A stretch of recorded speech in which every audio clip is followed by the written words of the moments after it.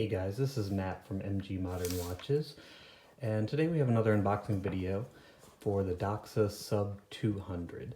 And this is a unboxing I've been really excited about. This is my first brand new automatic Swiss watch purchased, and so been excited to get this in. So just to let you know, this is a little bit of a pseudo unboxing. I actually had unboxed this watch and took a first pass of the video, but there's so much plastic wrap and things like that, shrink wrap on the watch itself. It was just taking a while, so got all that taken care of, sized the bracelet, and thought I would go ahead and do the second pass at it. So this is the box that came in. Got it from Doxa directly on their site, $990. Again, that's a significant cost, I know, but you know, as you may know if you've been following my channel so far, I have been looking to step up my game a little bit. You know, I primarily focus on homage watches. I love them. Will not stop wearing them, even if I have a fairly significant collection at some point, maybe down the road. But you know, they're fun for me. I love them. We'll keep reviewing them. We'll keep featuring them on my Instagram page as well as the YouTube channel. But I do want to have a couple nice pieces that I'm kind of building a more substantial collection with. Obviously, you know, $990 is not an insignificant sum of money, but you know, was able to save up for a little bit, and this is hopefully the first step in my Swiss automatic watch collection that I can keep for a while. So this box comes in outer box and this cool inner box, orange and blue, and this is the watch. Again, I had already unboxed it, but this is kind of how the packaging came, in this plastic shrink wrap and on this great cushion, and here's the watch. So again, if you're not familiar with Doxa, Doxa is a Swiss watchmaker, been around since 1889. It is primarily known these days for its pretty chunky 70s retro looking dive watches. Very heavy in the dive watch space. They are known also for their bright colors, orange being the most popular and the most, I would say, their trademark color. And they have names for all of their different colorways. They have 6 colorways they primarily use on most of their watch lines. The orange they call professional, and so when deciding to get the watch, the Sub 200 comes in all 6 colorways. They're all beautiful from the photographs. The yellow is beautiful, the aquamarine, the dark blue, what they call Caribbean, is great. But I decided if I wanted to get into a Doxa, I should stick with the professional, which is a classic, and just so important to the brand, so thought that would be the way to go. So this watch, some specs, is 42 millimeter case diameter. It's 14 millimeters thick. You can see here that great domed sapphire crystal, the rotating bezel, and closed case back with the Doxa logo. The crown is also signed. So 14 millimeters case thickness, 45 millimeters lug to lug. Now, this is something that I've learned in my watch journey so far, is that to me, I think there's a lot of focus on case diameter as far as how it's going to look on the wrist, and that is important. But almost equally important is this lug-to-lug distance. In this case, it's 45 millimeters, which is a little bit smaller than some popular watches, like say a Speedmaster or Submariner, things like that, which might be more in the 47, 48 range. So what that means is that the watch profile is a little bit more squared off, because it's shorter from lug to lug rather than kind of a more rectangular shape on the wrist. And that was something that actually drew me to this watch, because you know, I have a 6 3/4 inch wrist. I've kind of found that 47 millimeters lug to lug looks great, but I do appreciate this kind of more squared off look. I have another watch, if you saw my Puma smartwatch review, where it's a little bit more of the squared profile and a shorter lug to lug distance, and it looks great. So just something to keep in mind. The strap width or bracelet width is 19 millimeters. I know a lot of people are put off by off sizes, you know, rather than 18 or 20 millimeters having a 19, but I really don't mind it at all. I feel like this day and age you can get anything on Amazon or whatever site pretty quickly, so sure you'll be able to find 19 millimeter straps if you'd like. And you can see that the bracelet is this what they call a beads of rice bracelet. So 5 links and kind of this retro look. Doesn't taper at all.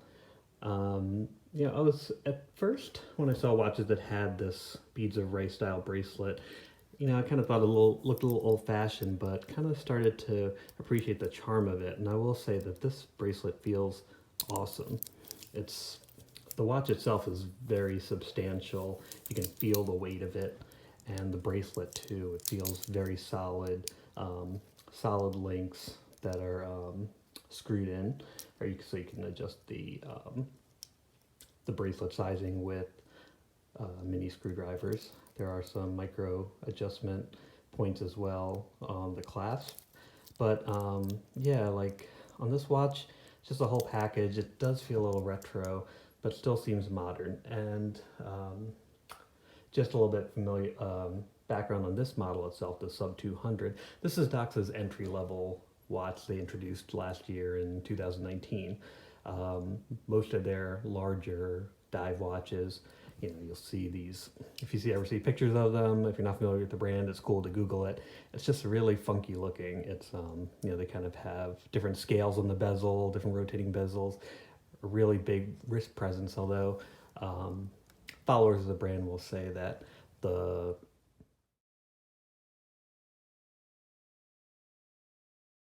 Okay, sorry about that.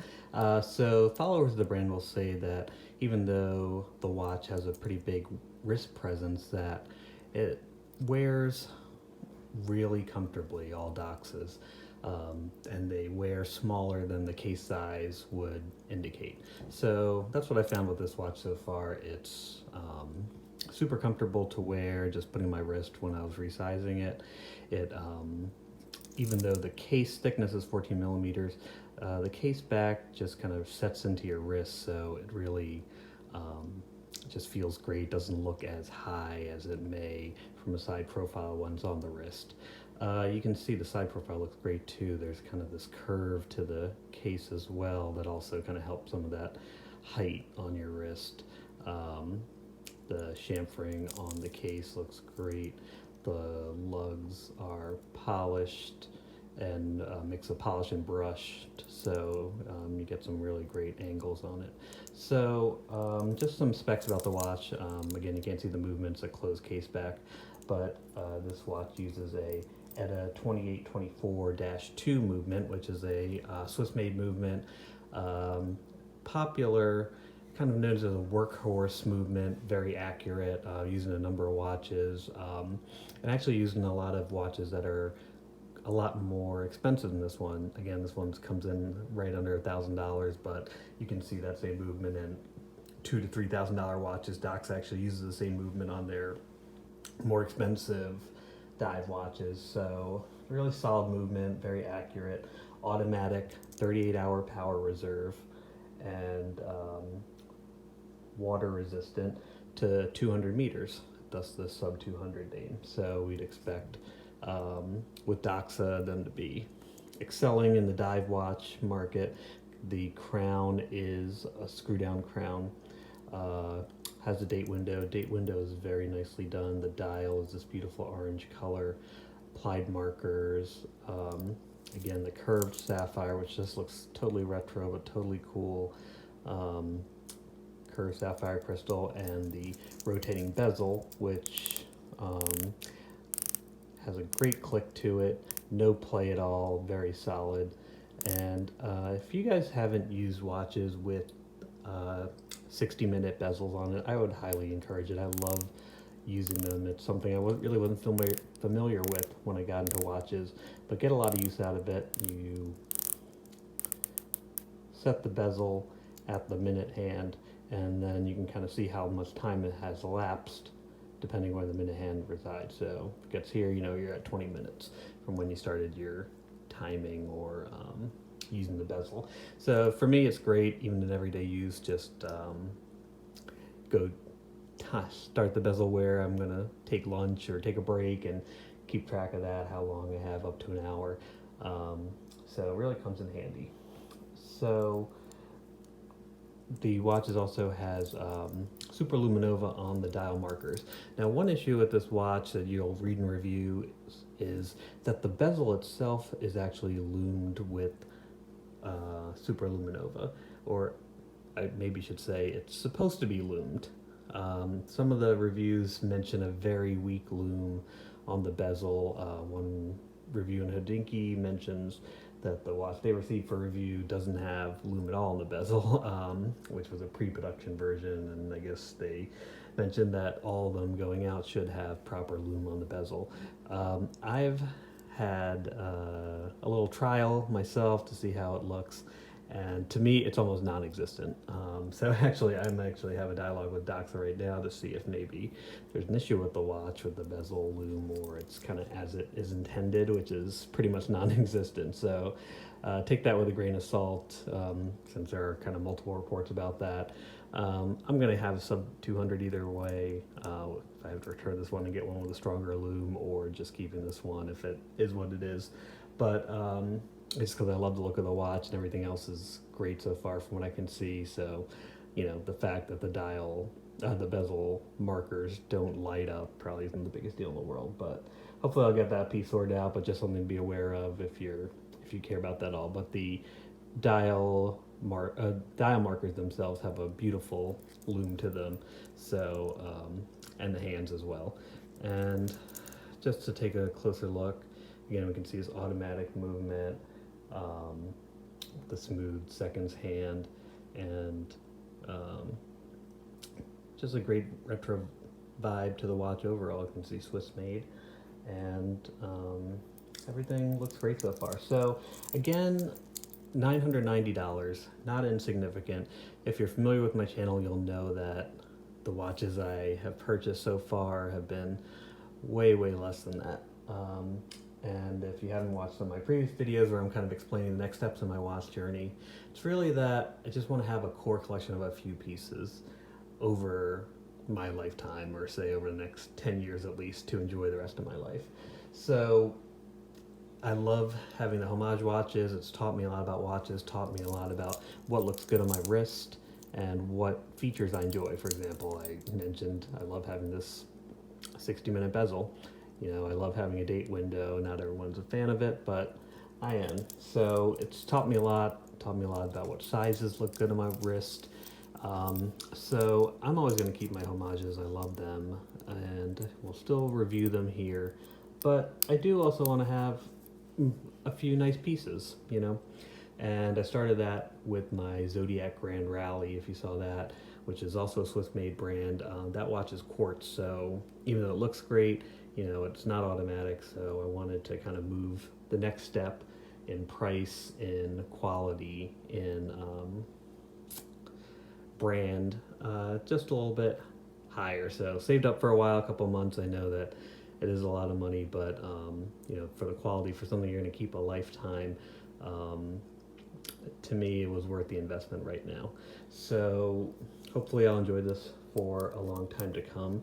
This is Doxa's entry-level model. So, there are more expensive watches you can get, but this is a good introduction to the brand. Again, it has some of that retro charm of their other offerings, but a little bit more everyday look. Something I could wear to the beach, something I could wear to work, mix up if I want to splash a color with something.